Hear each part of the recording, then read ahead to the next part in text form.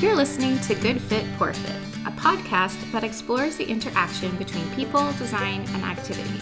Good Fit, Poor Fit is part of the Universal Design Project, a nonprofit organization with a vision for every community across the USA to have a surplus of homes and opportunities for social participation that are universally and financially accessible. Learn more at universaldesign.org. Hello, listeners. We hope you've been well and are enjoying the first few official days of summertime, if you count Memorial Day as the beginning of this glorious season. Today, our student Sally comes to us with another very timely topic. I hope you enjoy this little field trip of sorts to the great outdoors. Sally, take it away. Obviously, my mind is on warmer weather and enjoying the outdoors. Last week, we talked about the beach and vacation rentals, and this week we will be discussing accessibility as it relates to outdoor recreation. I think I can speak for myself, along with many others, in saying that the pandemic has given me a new relationship with the great outdoors. I have always loved exploring and playing outside, but something about the past year has made me appreciate a walk in the woods even more than before. I love how nature is such a great escape, both physically and mentally, from our daily life stressors, especially as many of us are still working from home. Going on a quick 5-minute drive down the road to take a hike through a national park is a luxury that I have, and I feel very grateful for. But the other day, when I was doing my routine run with my dog through the woods, I was thinking about how my favorite trail can only be accessed by people without mobility impairments because this particular trail is steep, rocky, and unpaved. Although my favorite trail is not very accessible nor universally designed, we do have some guidelines in place here in the US that make it possible for all people to enjoy Mother Nature and all of her beauty. I think this is a great topic to explore. Here, see, I'm already being punny like Rebecca was last week. But get it? Explore the great outdoors? Anyway, many of you know that my husband Scott uses a wheelchair, and we have to think about a lot of different things before we go out into the woods or on a trail. We have to consider the type of equipment he might use. His manual chair with additional attachments, like a power attachment on the back called a smart drive, is something we use. Or the freewheel attachment, which is used up front to get those little front caster wheels off the ground so they don't get stuck in the dirt and rocks. Think about that like a regular stroller versus a running stroller. I'll put the links to those in the show notes too. So if we don't choose those options, we also have to think about maybe taking his big bulky power chair with us. Or if the terrain is more rugged, then we might choose an off-road bike. Needless to say, there's a lot of research to do and conditions to think about before going out to enjoy nature. And that's just from a physical perspective. I know many others have different checklists that they think through, say if they're blind or someone that they're going out with has a cognitive deficit or someone who might wander off. Yeah, I think about this a lot as it pertains to people with sensory challenges. Could be a hearing loss, low vision, or even high or low sensitivity to different sensory experiences. In the case of a person who has low vision, for example, how could outdoor spaces be set up with signage that would work for a variety of people? I wonder about braille signage in the outside environment, or even the use of different types of paving and gravel to assist with wayfinding. This also gets me thinking about universal design and how things like pictograms on signs as opposed to words could be useful for all people, whether they can read, write, speak the language or not. Yeah, Rebecca, different wayfinding considerations that we've touched on several times in our episodes is a perfect discussion in this situation too. I think I've even heard of a fence-like rope system that goes along the trails to help those with low vision or who are blind to stay on the trails. But even simple universal pictures and arrows and logical and easy to find locations can do a lot for people who need additional directional cues when traveling through these trails. Bonus points if these are easily identified by people touching them as well. So it's accessible for those who need that tactile cue too. I know someone who reads Braille, but is also quite proficient in identifying objects by touching them. It's quite impressive. Many people who lose their sight later in life actually don't know how to read Braille. So any type of tactile wayfinding cues can be helpful for many across the board. Sally, I know you've looked up quite a bit of information about what some of our governmental organizations are doing in regard to accessibility in parks and trails. What have you found? Yes, so there are a few national services that are dedicated to providing or improving the accessibility of our natural spaces. I will discuss them briefly, but more information will be provided in the show notes for those who are interested. First, we have the US Access Board. The Access Board is responsible for developing accessibility guidelines for the construction and alteration of facilities covered by the ADA, as well as the Architectural Barriers Act, also known as the ABA. These guidelines contain provisions for boating facilities, fishing piers, golf facilities, swimming pools, trails, picnic and camping facilities, viewing areas, beach access routes, and even more recreational opportunities. The government provides access passes to those with permanent disabilities, and these access passes cover entry fees to all national parks and other federal recreational lands, with over 2,000 areas to enjoy. We actually have one of these access passes, and while it's great to get in free, oftentimes there are only a few trails out of all of the national parks in our area to easily access in a wheelchair. I think some are more doable than others, but I'd love to see even more options in our local area, especially ones that have some sort of fun view or water feature along the way. Yeah, I was curious about that, Sarah, so thanks for sharing. I also know you used to live in Colorado. Did you have a similar experience there? So, oddly enough, I actually don't remember using that pass when we were out in Colorado. But in the town we lived in, it was nestled in the mountains right near an adaptive sports center. And they were used to using their trails and natural resources with groups of people that had different abilities. So, it was fairly easy to find places that were easy to maneuver around. And there were also a lot of options for Scott to try out different trails or paths. There were definitely some trails that weren't easily accessible because they were more like single track trails for bikes, but there are quite a few wider trails that would accommodate those larger adaptive bikes. And other trails may have had a bit gentler terrain to navigate on in a wheelchair. Fortunately, there were a lot of great views that could be taken in via a vehicle, and we spent a ton of time driving through the mountains right out our back door and checking out the views and exploring little mountain towns nearby. I did feel like there were more bathrooms and trails labeled with accessible wheelchair markings, denoting that some access was available, especially for the bathroom facilities that were by a river, a trail, or picnic area.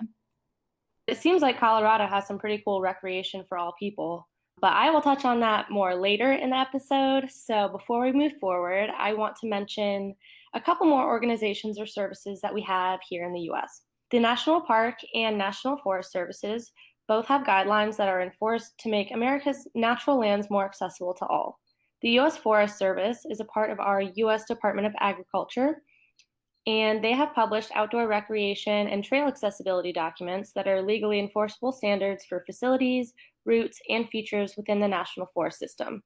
The U.S. Forest Service follows universal design principles so that all new and reconstructed facilities, programs, and associated elements can be accessed to the greatest extent possible. Using universal design principles is a Forest Service policy, and according to the U.S. Forest Service, the result of universal design is independence, integration, and dignity for everyone. I think it's worth pausing here for a moment to appreciate how, with the times, the U.S. Forest Service is in this mission to incorporate universal design principles into new and reconstructed facilities and features. It's great to hear that a governmental organization like this, A, knows what universal design is, B, sees its value, and C, is at least outlining a commitment to pursue it. I'd be curious to see what it looks like in action. Did you find anything about that specifically, Sally? Yes, I did. So the USDA and US Forest Service published over 100 pages of accessibility guidelines for altering, renovating, and building public outdoor spaces. So needless to say, there are tons of rules in this guidebook about how to build certain structures or repave trails to make them comply with the ADA, ABA, and other pieces of legislation. There are a couple interesting things they mention in this guidebook that I want to share. First, we have more than 4,500 miles of trails that comply with accessibility standards. Most trails are 36 inches wide and have firm, stable surfaces, but are not paved. And I found it pretty cool that if natural soils do not provide a firm and stable enough surface, soil stabilizer is used to firm up the pathway. I was not aware that there was something that could be added to the natural earth to make it more sturdy. I think this is a pretty cool alternative to paving a natural area. I also noticed that they outlined what accessible controls are in terms of the bathroom, specifically the sinks. The US Forest Service states that if the control can be operated with one closed fist and with less than 5 pounds of pressure, the control is accessible. So they have listed 3 possible accessible controls that can be used in public restrooms within the National Forest System, including a push button, a sensory operated faucet, and lever handle controls. Obviously, the sensory operated sinks are the most accessible because they require minimal effort to control, but lever handles are also commonly used for universal design features too. I think it's interesting that they suggest the push controls because I personally always dread using these in public bathrooms. They often don't work very well, the water doesn't last very long, or it seems like it takes more than 5 pounds of pressure to push, at least in my experience.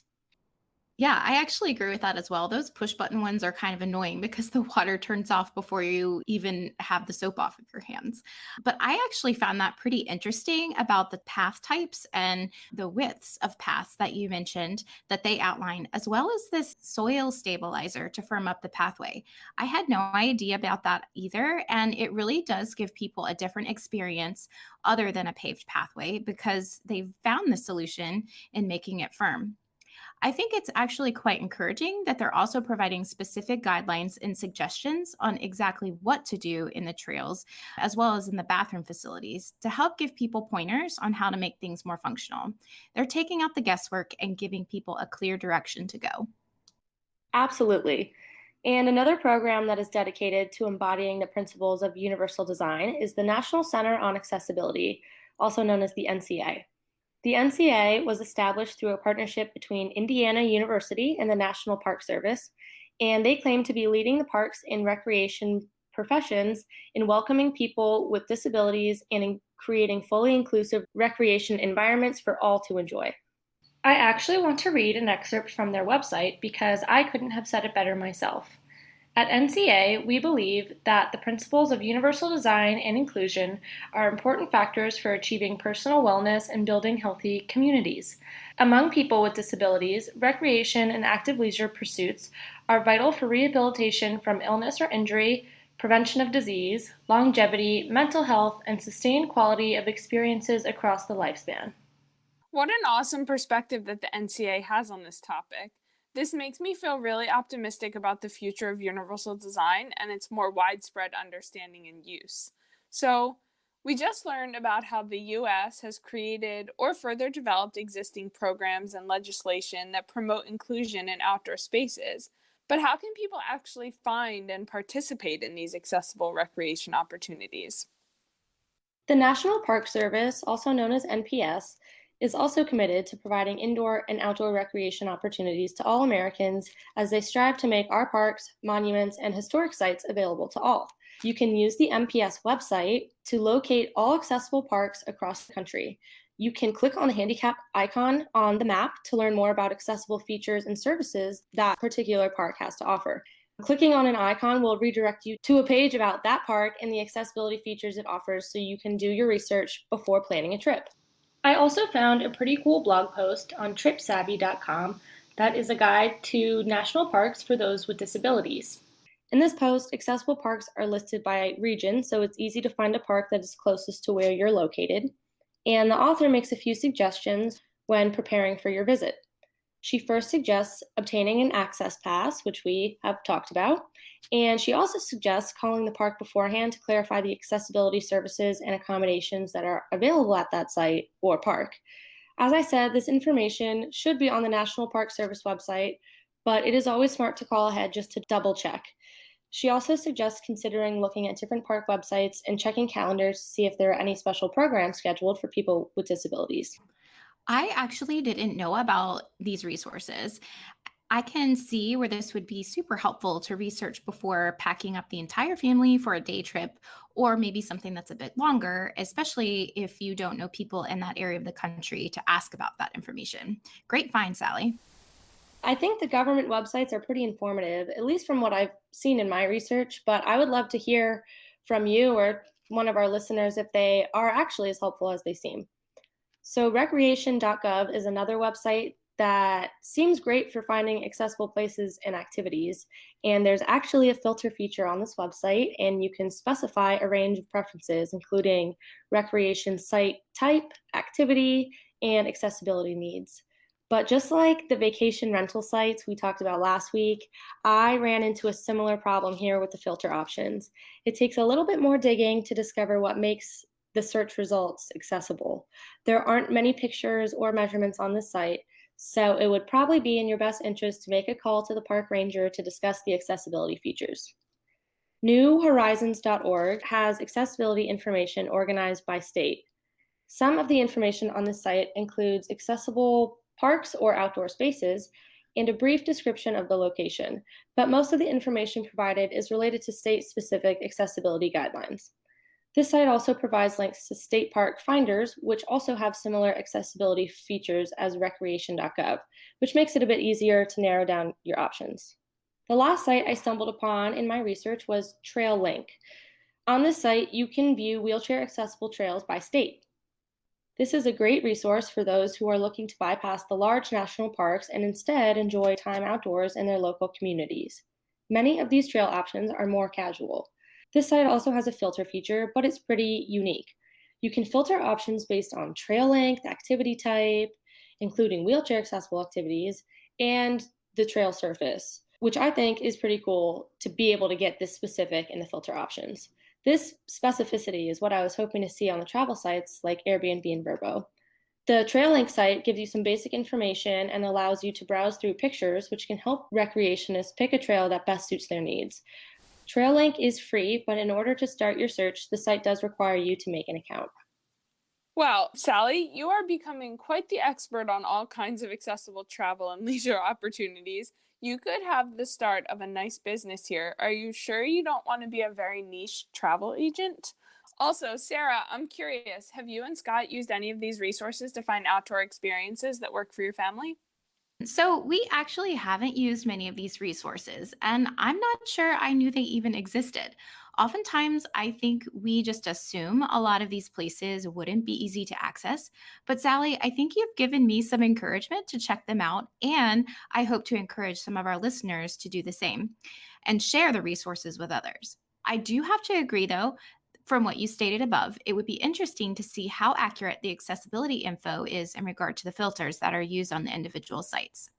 I do want to note that it is helpful that there are sites also looking at other statewide trails and paths that might not be part of the national park system, but nestled into individual communities.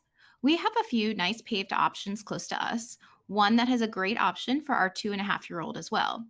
There was a nice view at the very end, and it looked over the valley from a high altitude. And another one is part of a local community park where initially all of the paths were gravel. I think that the beauty of having these options is that your family can pick and choose based on skill level and environmental need with the path type. With more visibility with sites like this, it can get even more people outside enjoying the fresh air without feeling like they have to do a hard hike. I've also seen communities begin creating paved paths that provide people with another option to sidewalks that connect different parts of town and bypass major streets.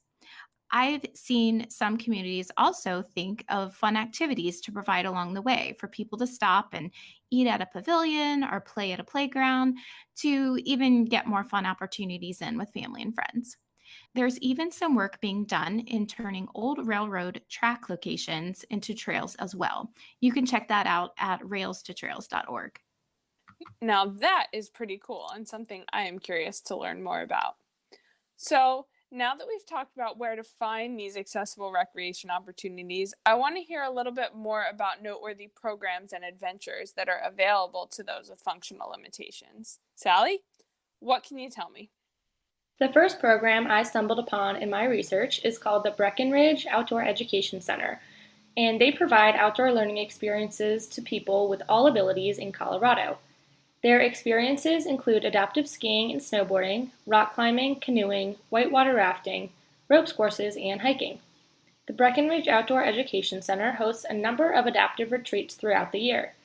They include meals, activity instruction, 24-hour supervision, special equipment, transportation, site-based wilderness activities, outdoor skill instruction, and education about environmental ethics. These are retreats for individuals, custom groups, and veterans. These programs are designed for specific needs and ability levels, so they are really client-centered and not a one-size-fits-all retreat, which I think is pretty cool. The Breckenridge Outdoor Education Center makes sure that their programs are making a positive impact on their participants by evaluating their programs on an ongoing basis through partnerships with the U.S. Department of Education, the Colorado Department of Rehabilitative Services, and equipment manufacturers in research and development for adaptive technology.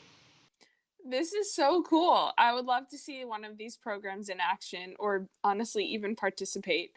I like that you mentioned that they're not one size fits all. I think that jives really well with us, of course, as occupational therapists and knowing that everyone's needs are different. So I love that there's a group out there putting that into action. Yes, exactly. Even when instructing a group of people with similar backgrounds or disabilities, like let's say a group of veterans, it's important to address each person as an individual and really focus on their particular needs as well as strengths to make sure they're getting the most out of their outdoor recreation experience. Speaking of veterans, I recently watched a Netflix documentary called Resurface about a surfing program for veterans. And in this program, which is called Operation Surf, the instructors really focus on working with the individual skills and abilities to work with the sport and the environment. Participants in the program include those with hearing impairments, visual impairments, amputations, and PTSD. One Operation Surf participant actually mentioned that he has been on just about every medication on the market for PTSD and other related mental illnesses after fighting on the front lines. But surfing was actually able to give him much needed natural relief. Surfing is obviously a wonderful exercise and it's awesome for your body, but I think it's so cool that this program is more focused on the mental health benefits that surfing gives to people. The founder of this program harps on the fact that PTSD changes the brain's chemistry and that surfing can actually combat these negative changes with positive, happy chemicals like dopamine. The rush of adrenaline you get from catching a wave can shape or alter your brain too. So it's cool to consider that your body can act as a natural built in pharmacy, as he likes to say. That's not to totally discard the use of prescription medication because surfing isn't the cure all. But it's really important that people have these recreational opportunities to give them a chance to foster the production of these super important, super healing natural brain chemicals that we have. I highly encourage our listeners to watch this film. It's less than 30 minutes long and it's very eye opening to the possibilities of outdoor recreation. I actually haven't seen that one, Sally. It sounds really interesting.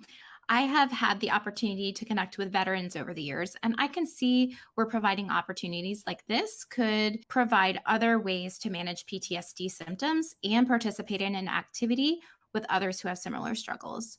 The retreats or organizations in which I've connected with warriors and their families have really opened my eyes to the importance of supporting our veterans in a way that lets these families know they aren't alone and helps provide some healthy alternatives to coping with the experiences they've had.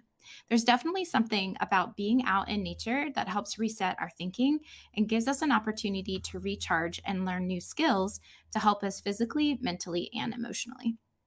I totally agree. Another awesome organization I found is a nonprofit called All Out Adventures located in Massachusetts. This organization is dedicated to promoting health and independence for people with disabilities and their families through outdoor recreation. They have taken thousands of people of all ages hiking, skiing, skating, paddling, and camping for the last 20 years. The majority of their programs are of no cost to participants, and a few are at a very low, affordable price. All Out Adventures aims to break down the barriers to participation in outdoor recreation by providing all people with opportunities and equipment to engage in activities such as kayaking, cycling, camping, snowshoeing, skiing, and more. Program participants are those with a wide array of functional differences, including those with age-related disabilities, amputees, people with visual and hearing impairments, people with spinal cord injuries, muscular dystrophy, multiple sclerosis, developmental disabilities, and psychiatric disabilities. The majority of participants are adults, but children do participate frequently and are welcomed. All Out Adventures also has a recumbent trike shop where they sell trikes. And if you are not aware, which I actually was not aware of the term, I had seen them before, but I didn't know they were called this. But recumbent trikes are those recliner bikes. You've probably seen them around town, but they're actually easier on the joints and muscles because they allow the user to assume a more neutral body position. They have a backrest and are lower to the ground and have three wheels, and they do not require balance to keep them upright. People with neck, back, and wrist injuries, pain or discomfort, as well as those that have had a stroke or brain injury, find these trikes to be a great way to get exercise and gain independence. This program actually sounds very similar to the Adaptive Sports Center in Crested Butte, Colorado, which we've talked about a little bit before. And this is where Scott did his internship in 2011. We actually got acquainted with them when he did a class project in which he wrote a grant for them. His application was chosen and he secured money for the purchase of 4 downhill bikes. We went out for a week vacation to check out the center and we fell in love with it. We were so excited to see what they were doing that he ended up doing his internship there after he graduated. But while we were there, we got to do so many fun things that he's never done after his injury. The training and support was super empowering as well, and we met some really great people. In regard to more of those outdoor trikes, we met a guy named Jake O'Connor there, and he was just getting into his company called Reactive Adaptations. And he was just getting that company off the ground, and he makes custom off road hand cycles. These types of bikes are actually very different from the trikes that Sally just mentioned because they were meant for a totally different terrain and environment, and also for those with functional impairments to the lower extremities rather than the upper body. The pedaling motion is done with the hands and arms instead of the feet, which allows people with spinal cord injuries and amputations in the lower extremity to ride the bike. But the cool thing is that these trikes are custom made, so people with all sorts of disabilities can use one of these bikes, including those with multiple sclerosis and CP, as well as those with spinal cord injuries. Jake made one for Scott, and we were actually able to bring it home with us from Colorado so he could bring some of the skills he learned back here with this custom bike just for him. Wow, that's so cool. I would love to see Scott in action with his custom bike. The recumbent trikes are super cool, and it's really awesome that they can be used by a ton of different people with a wide range of abilities.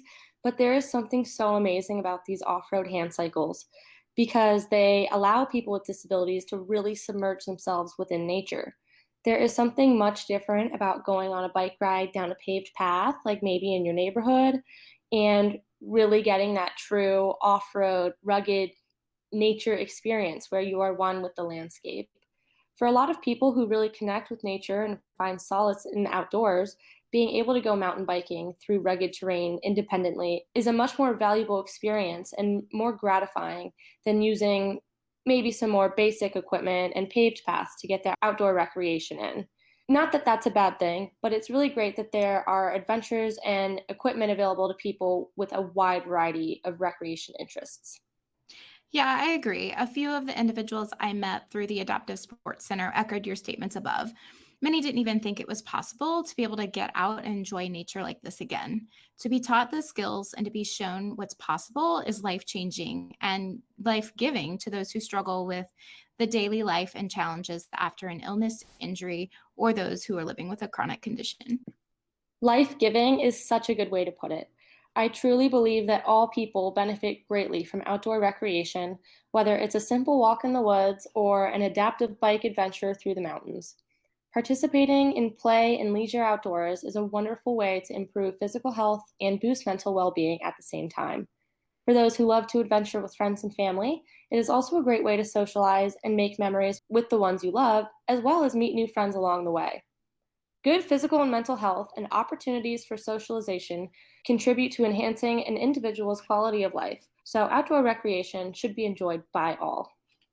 Yeah, I really love the fact that when I went on some of these programming opportunities with Scott, that I could do it just right alongside him. There are hints of universal design in these elements of adaptive programming, aren't there, Sally?